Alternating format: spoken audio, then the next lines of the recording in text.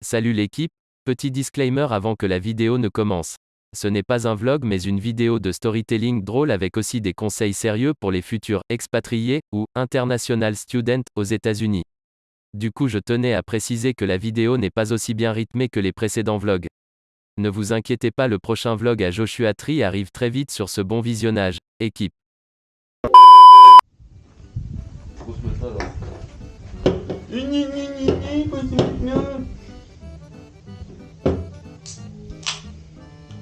Il est quoi? Il est 11h en France, c'est ça? Vas-y, fais encore plus de bruit, bâtard. Et mais fou.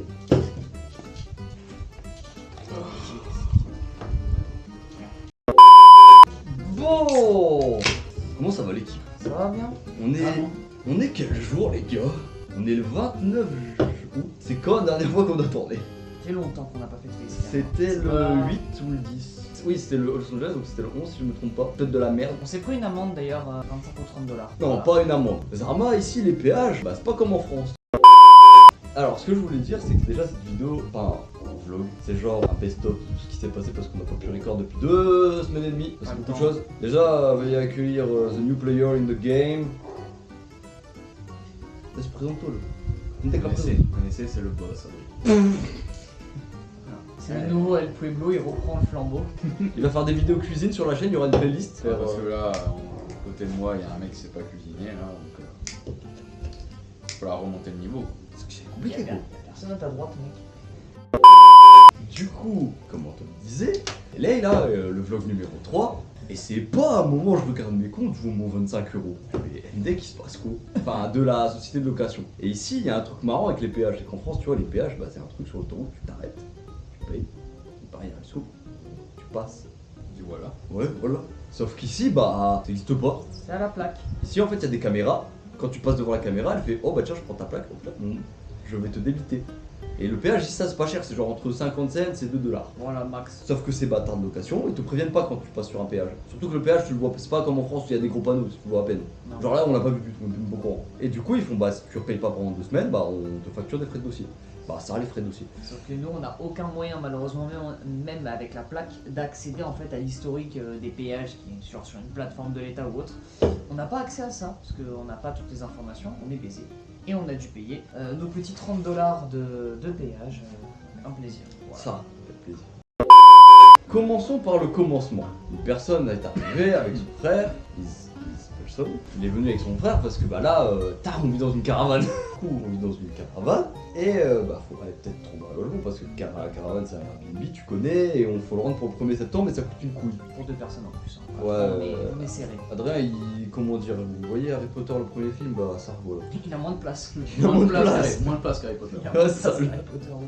Et du coup, bah avant qu'ils arrivent, on se disait c'est un peu la sauce quand même, il reste 2 semaines et demie. On va commencer les visites, moi en fait. On visite 2 maisons. Une maison coûte cher déjà, 3400. Pas ouf, et vu qu'on venait d'arriver, je parlais pas vraiment aux gens, pas encore en anglais. Donc en gros, moi j'ai dû me débrouiller aussi avec la proprio, la dame de l'agence, qui m'a en fait gentiment dit quand je suis arrivé, je suis pas là pour répondre à tes questions. Juste visite, si ça te plaît, laisse une application et arrête de me poser des questions. Moi je suis là juste pour faire une visite complète. Donc là j'ai d'autres gens à accueillir, j'ai pas ton temps. Nick the Bee. Visite en fait. Elle m'a un peu chié dessus. Et Pour moi, le prix que c'était, en plus. première visite, je fais pardon madame. Donc du coup, enfin bref, les 2 visites qu'on a faites, la première, bon, on n'a même pas fait une application dessus, donc on n'avait pas demandé à accéder à faire une location. On a vu une deuxième, c'était une dinguerie, louée le lendemain, baiser. Du coup, Adrien est arrivé avec son frère, et s'en est suivi une semaine. J'ai du carry, évidemment. On a fait une semaine complète avec ton rock. Combien de visites au moins 2 voire 3 par jour? Facile, On 12 avait- visites en une On semaine? avait minimum une tous les jours. Et les jours Non, on avait au moins 2 par jour. 2 voire 3 par jour, rien. Euh, Soit on nous répond pas, soit on nous dit le lendemain, ouais c'est loué, désolé. En plus ici c'est marrant hein, parce que quand tu essayes de donner de l'argent à quelqu'un pour, genre bah pour une location, tu vois, bah faut payer des frais pour pouvoir demander à payer de l'argent. Petit tuto à ceux qui voudraient venir en échange en Californie ou qui voudraient venir, je sais pas, en vacances pour du long terme. Si vous avez envie de louer à des Américains et pas passer par Airbnb, faites ici pour pouvoir louer. vous avez besoin d'un numéro de sécurité en fait, Numéro de américain. sécurité sociale.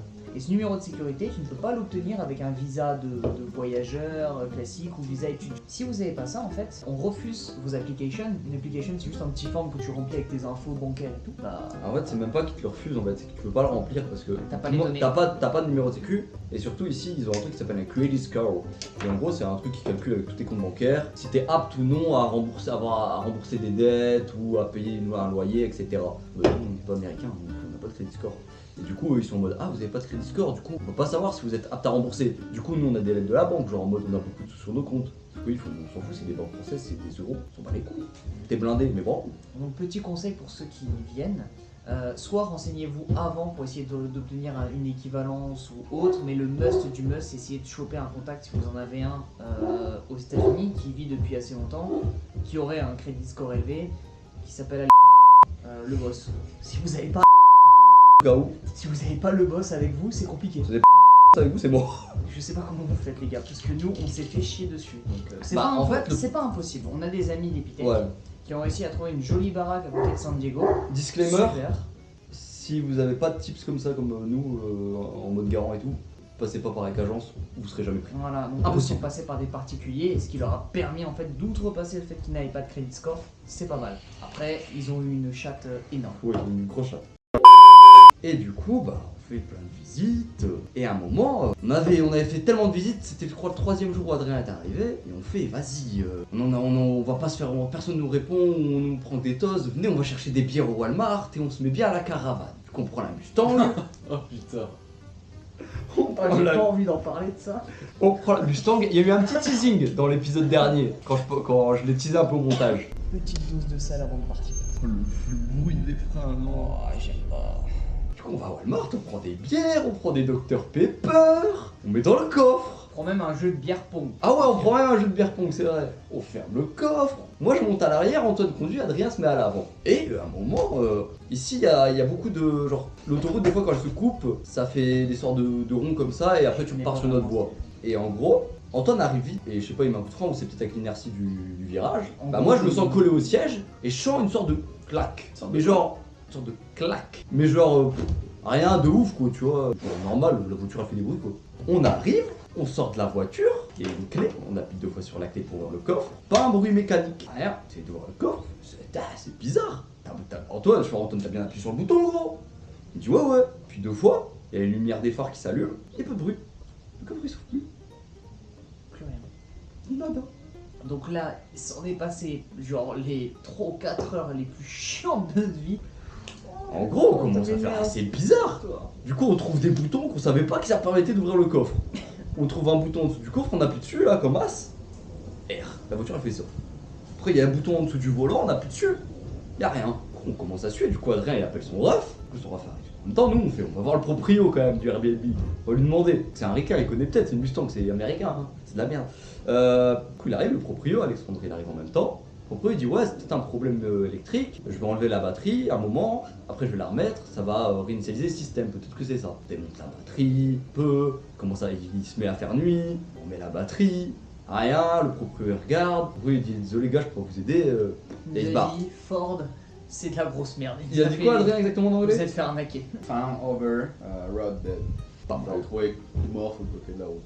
Ah oui, et du coup le proprio part, et du coup on est seul avec Alexandre, on trouve un truc derrière la banquette un peu, où mettre la clé de la voiture, on met la clé de la voiture, c'est rien, on se dit c'est les fusibles, genre on commence, et à un moment Alexandre il dit un truc intéressant, il dit dans les voitures aux États-Unis vu que tu connais les kidnappings, dans les coffres il y a des trucs à tirer pour ouvrir le coffre de l'intérieur, pour s'enfermer dedans. Du coup on se dit attends, il faudrait le tirer ce machin. Et Adrien il commence entre la banquette arrière, entre le truc où il y a le cul, où il y a le dos, Fister la voiture. il y a un petit Spoil. trou. Enfin, On va pas vous spoiler parce que vous allez voir une vidéo du coup de l'accouchement. Vidéo maintenant. D'une Mustang. Voilà. On fait accoucher une putain de Mustang.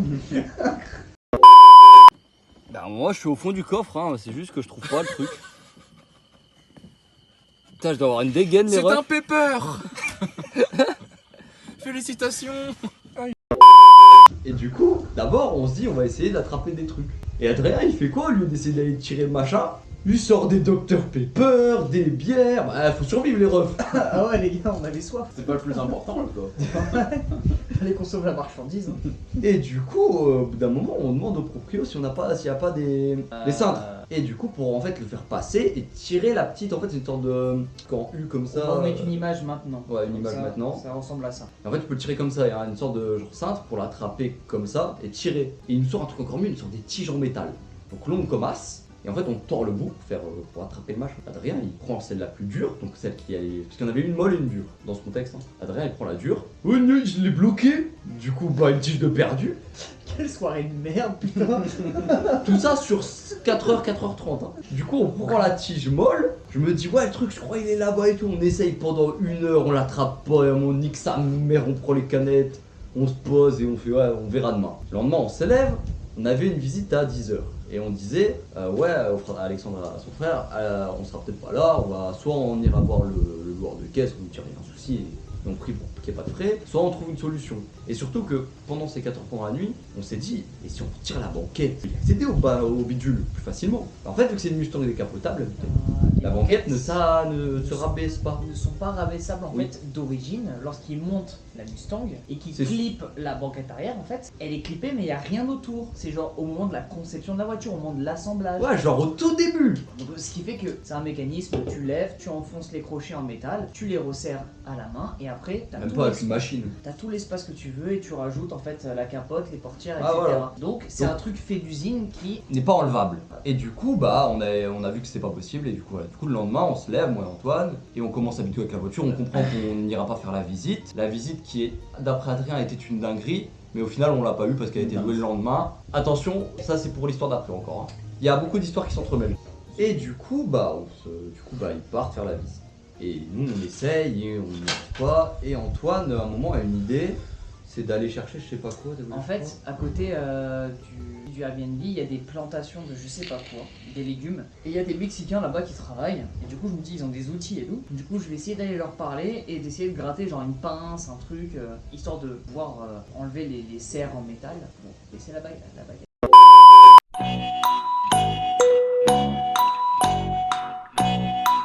Et du coup, pendant la nuit, en fait, j'avais appelé un pote qui est en France, qui est mécano, et j'ai demandé des tips, etc. Et du coup, il m'a dit que la banquette, peut-être, était enlevable d'en dessous, mais pas de dos. Et au final, j'ai essayé, ça marchait pas. Pendant qu'Antoine parlait aux gens, je sais pas, j'ai hendek la haine envers la voiture. J'étais énervé. quoi? J'ai hendek la haine. J'étais zaf. La capote était enlevée. Je me suis mis debout comme à l'arrière. J'ai pris la banquette comme ça. Et j'ai tiré. La voiture elle faisait ça, gros, je me suis dit les freins ils vont péter. J'ai tiré comme un malade et au bout d'un moment j'entends. Et la banquette elle était baissée. Le DZ. Alors, si vous avez bien suivi juste avant, c'est parfait pour être baissé. Et du coup, je prends la tige en métal. Je vais chercher, je vois le truc, je le tire, le coffre il s'ouvre. Alhamdoulilah. Et du coup, je vais à Antoine, arrête de parler au Mexicain, ramène-toi. Commence à vider le coffre, on récupère les bières pong qui servent plus à rien du coup. Et du coup, on fait ouais, trop bien. On referme le coffre et là, le mécanisme il remarche. On est en mode, en fait, c'est bizarre. Oh gros, sa mère, je suis mort. Oh, je vais pas écouter ses conseils. Oh gros, la banquette, niveau dos, je sentais qu'elle bougeait un peu, gros. Et j'ai fait nique sa mère, y'a plus rien à perdre. Je l'ai enculé, j'ai enculé l'éclipse et au final. Ah Starfula, ce truc de merde là. Qui foutu là-dedans, mais quelle bande de blaireaux. Et les requins, tous des teubés. Qui c'est qui a ouvert le coffre de l'intérieur et qui c'est? Et ouais. Je te suis tous les jours. Ah, et toi, sale fils de pute de truc de merde là, et va te faire enculer, tiens. Ok, attends. Et les mecs, la magie c'est trop bien, regardez. Là, c'est un coffre, il pouvait plus s'ouvrir électroniquement. Donc je le ferme, mais vous allez me dire, putain, tu vas devoir encore retourner là-bas au fond, tirer le câble. Bah, je sais pas, d'un coup, je me dis, tiens, vas-y, viens, je vais essayer d'appuyer sur le bouton. Oh, tiens, bizarre, le coffre il s'ouvre. Ah, c'est trop chelou, les refs. Putain, les voitures américaines, elles sont mystiques un peu, non? Et du coup, je fais Antoine, du coup, maintenant, faut remettre la banquette. C'est pas possible. La banquette n'est pas remettable. Non, en fait, à ce moment-là, on Sans pensait qu'elle outil. était remettable. Oui, avec outil. On pensait qu'on pouvait la remettre avec outil. Bon. Et du coup, petite ellipse à ce qui s'est passé hier, parce que du coup, on a rendu la Mustang, là, on a plus la Mustang. Hier, vu que ça faisait quand même 2 semaines qu'on roulait avec une banquette qui faisait ça, on s'est dit, faudra peut-être la remettre avant de la rendre, c'est pas mal. Et du coup, on récupère une pince au proprio, on essaye de la remettre et ça marche pas. Et du coup, bah Adrien, je lui ai transmis la force du DZ. Je lui ai dit Ndek la haine envers la voiture. J'ai tiré vers l'avant. Kick dans sa mère. Adrien, il a mis des gros kicks dans le truc pour remettre les pins. Et au bout d'un moment, on entend clac et ça bougeait plus. Et on fait ouais, trop bien, mais on a remis la banquette. Antoine, il tire un peu. Il s'est passé quoi, gros? En fait, moi je passe ma main derrière pour essayer de voir comment est la tige en métal et tout. Je fais, oh d'accord, c'est bien dans le trou. Je fais, ouais, bien wesh mec, tu fais ça. Et à l'instant, ping. Genre vraiment, j'ai tiré comme ça. Doucement. En fait, le métal était tellement tordu, on lui a tellement mis la misère avec les Il lui a mis punchlass. il lui a Ndek la haine avec son yep. Bon, il a pris tarif que vraiment une pression de petite fille, ça l'a fait éclater. Le truc coupé en deux. Donc, on a une partie de la banquette arrière, c'est pas remettable en fait. C'est juste, il y a plus d'attache. Faut souder. Ouais, faut souder. Donc, Et du coup, bah, on essaye tant bien que mal de remettre le côté gauche et ça tient un petit peu. Genre, faut pas trop forcer. Et du coup, ce matin, on rend la caisse. Le mec va voir la caisse. Ouais, it's ok. Ça, quel plaisir. Du coup, voilà le chapitre Mustang. Il y a aussi eu un chapitre voyant moteur qui s'allume H24, qui a toujours été allumé d'ailleurs. Le coffre s'est rebloqué plusieurs fois, hein, donc c'est pour ça qu'on a jamais remis la banquette. Enfin bref, c'est une voiture claquée au sol. Bon, du coup, là, il est le 29 août, il est 17h30. Et là, à l'heure actuelle, après C'est chaud. le premier, là, on se fait dégager de la caravane. Et il y a des gens après nous, on réponse. peut pas signer. là c'est mort. Même les pires fils de pute d'Epitech, genre pire que nous, ils ont eu un truc. À mon avis, le prochain vlog ce sera pas à la rue. Dans la tente Décathlon. Attends, Décathlon. Ouais, bon, on a débuté comme les princes de la ville à SM, on finira comme les gueuches de la ville. Comme les SDF de live. Sur ce, les refs, bah ça coûte. Hein. Bah, ça se paye. Putain, il y a de l'écho ici, non? Un peu. What the fuck? Et les refs, pourquoi il est top un peu en vieux? Ça fait con. Ça doit être chez un clochard. Encore une maison de SDF, ça se paye.